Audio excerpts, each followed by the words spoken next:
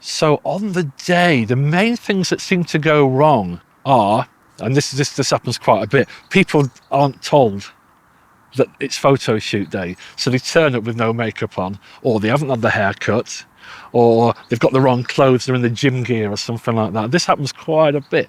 So in my CRM system, I've got a cascade of emails that's coming like a month, 2 weeks, a week before, 2 days before, 1 day before, saying, have you told everybody? Make sure, this is your task today. Tell everybody there's a photo shoot next Monday.